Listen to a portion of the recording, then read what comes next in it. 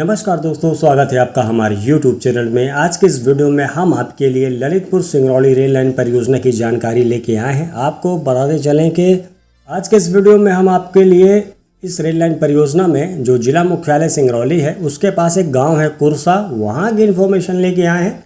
अभी हाल ही print media की तरफ से जानकारी दी गई है कि संकरी किचड़ी भरी सड़कें, गहरे और हरे जंगल और छोटी पहाड़ियों को छोड़कर कुरसा गांव में अब कुछ भी असाधारण नहीं है। फिर भी यह गांव तब से पिछले 2-3 सालों से सुर्खियों में है जब मध्य प्रदेश सरकार ने भारतीय रेलवे की ओर से 541 किलोमीटर लंबे ललितपुर सिंगरौली रेल लाइन बिछाने के लिए भूमि अधिग्रहण अधिनियम 2013 की धारा 11 के तहत अधिग्रहण के लिए इस गांव के एक प्रमुख हिस्से को संरक्षित क्षेत्र के रूप में अधिसूचित किया था। अधिसूचना के तुरंत बाद गांव के उन हिस्सों में जिनका अधिग्रहण किया जाना था, आधे अधूरे पक्के मकान मशरूम की तरह उगने लगे हुए हैं। अभी हाल ही में प्रिंट मीडिया ने उस गांव में जाके देखा, यानी कि कुरसा गांव में जाके देखा तो उन्हें काफ़ी झटका लगा, क्योंकि जिस गांव के निवासी दिन में 2 वक्त की रोटी के लिए असमर्थ थे, फटे कपड़े पहनते थे और दैनिक जीवन की बुनियादी सुविधाओं का अभाव था, वहाँ कई लवारिस कंक्रीट के घर पाए गए जहाँ से रेलवे ट्रैक गुजर रहा है। निर्मित किए गए इन घरों के आसपास दशकों पुराने मिट्टी के ढेरों में रहने वाले आदिवासी लोगों के एक समूह ने बताया कि ये घर पिछले 2-3 सालों में बाहरी लोगों से बनाया हुआ है। तब जब क्षेत्र की रेलवे लाइन बिछाने के लिए संरक्षित के रूप में अधिसूचित किया गया था। हालांकि उन्हें इस बात की जानकारी नहीं थी कि इन घरों को बनाने के पीछे कौन था और उन्होंने इसे क्यों छोड़ दिया। यानी गांव के लोगों को नहीं पता था कि लोग बाग इनकी बंजर ज़मीनों को क्यों खरीद रहे हैं और वो क्या चाहते हैं। गांव के सीधे साधे लोगों ने बताया कि पिछले 2-3 सालों में कई बाहर के लोगों ने आदिवासियों से औने पौने दाम पर ज़मीनें खरीदी, जिनकी 3 डिसमिल ज़मीन का अधिग्रहण करने के लिए 1 साल पहले सर्वेक्षण किया गया था, लेकिन उन्हें इसके बारे में कोई जानकारी नहीं थी और ना ही मुआवजे की कोई जानकारी थी। उन्होंने कहा कि आदिवासियों ने ज़मीन बेच दी क्योंकि वे रेलवे की परियोजना से परे थे, यानी उनको नहीं पता था कि क्या होगा। आपको बताते चलें कि अभी कहानी ख़त्म नहीं हुई है। अधिग्रहण की जाने वाली जो भूमि है वहाँ पर अभी भी घर बनाए जा रहे हैं।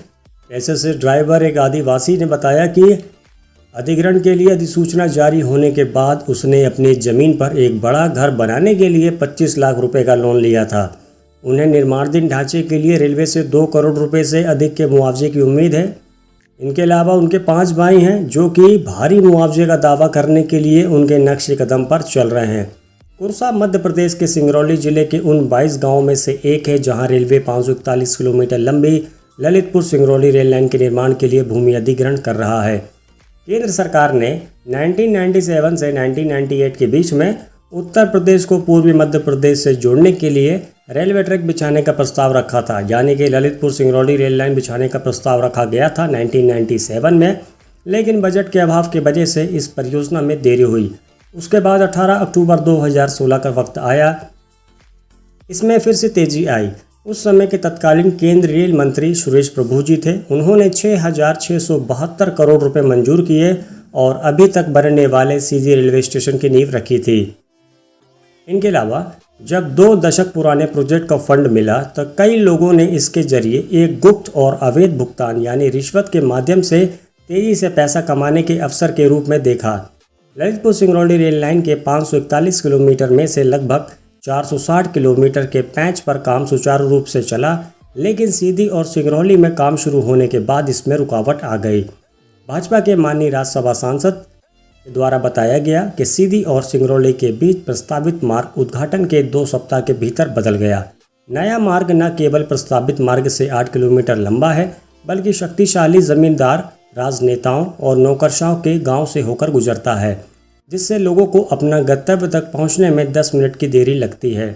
माननीय राज्यसभा सांसद ने इस मुद्दे को उठाया और प्रस्तावित मार्ग में बदलाव का कारण पूछा तो केंद्रीय रेल मंत्री श्री अश्विन वैष्णव जी के द्वारा बताया गया कि प्रस्तावित मार्ग को बदलने के पीछे स्थानीय कारण थे। राज्यसभा सांसद के द्वारा बताया गया कि 8 किलोमीटर जोड़ने से रेलवे पर 100 करोड़ रुपए से अधिक का वित्तीय बोझ बढ़ जाता है और साथ ही परियोजना में भी देरी होती है, जिससे इलाके का विकास बाधित होता है। इसके अलावा भूमि अधिग्रहण में बड़े पैमानों पर भ्रष्टाचार होता है।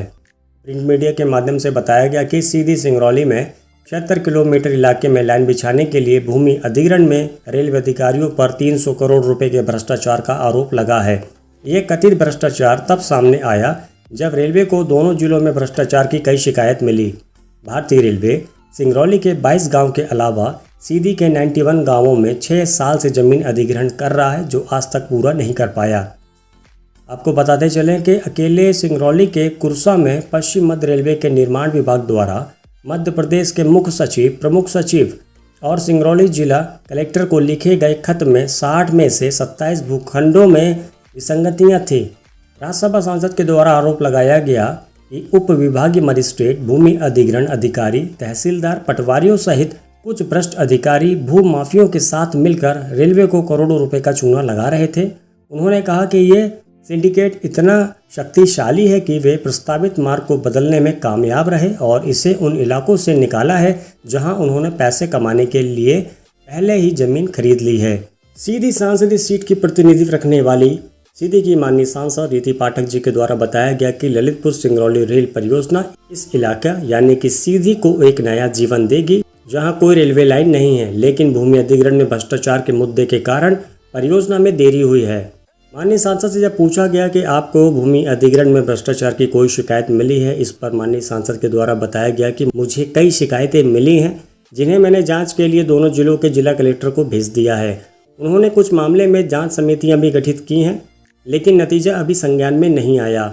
माननीय सांसद के द्वारा बताया गया कि यह जिला प्रशासन पर निर्भर है कि वो गलत काम करने वालों के खिलाफ कार्रवाई करें और परियोजना में तेजी लाएं। बहुत से ऐसे लोग हैं जो कि बता रहे हैं कि काफ़ी भ्रष्टाचार हुआ है। ये जो जानकारी हम आपको बता रहे हैं, ये जानकारी बहुत बड़ी है। आपको बताते चलें कि ये जानकारी कम से कम 1.5 घंटे की है। अगर हम वीडियो के माध्यम से आपको ये जानकारी बिल्कुल विस्तार से साझा करेंगे तो कम से कम 1.5 घंटे की ये वीडियो होगी। अगर आप इस वीडियो को देखना चाहते हैं तो कमेंट सेक्शन पे ज़रूर बताइएगा। हम आपके लिए ये जो जानकारी आज हमने दी है, इसकी फुल डिटेल्स आपको वीडियो के माध्यम से बताएंगे, क्योंकि बहुत बड़ी जानकारी है ये। इनके अलावा इस रेल लाइन परियोजना में नौकरी देने की जो नीति है उसको वापस ले लिया गया था। उसके बाद भारतीय रेलवे द्वारा नौकरी नहीं दी गई और अब वैसे भी आचार संहिता लग गई है, तो अब कुछ भी नहीं होगा। तो फिलहाल उम्मीद जताई जा रही है कि अब इस रेल लाइन परियोजना को जो बंद काम है उसको शुरू करवाया जाएगा, क्योंकि पहले ही धारा 11 प्रकाशित हो गई थी। तो फिलहाल आप सभी जुड़े रहिए हमसे हमारे YouTube चैनल द रेलवे ज्ञानी के माध्यम से। तो फिलहाल जैसे ही किसी भी प्रकार की कोई भी लेटेस्ट इन्फॉर्मेशन आएगी वीडियो के माध्यम से आपको जरूर अवगत कराएंगे। बस आज के वीडियो में इतना ही। बहुत बहुत शुक्रिया वीडियो देखने के लिए। वीडियो अगर पसंद आए तो वीडियो को लाइक कीजिएगा, चैनल को सब्सक्राइब कीजिएगा और कमेंट करके बताइएगा वीडियो आपको कैसी लगी और क्या है आपका सुझाव। मिलते अगली वीडियो में। Bye bye.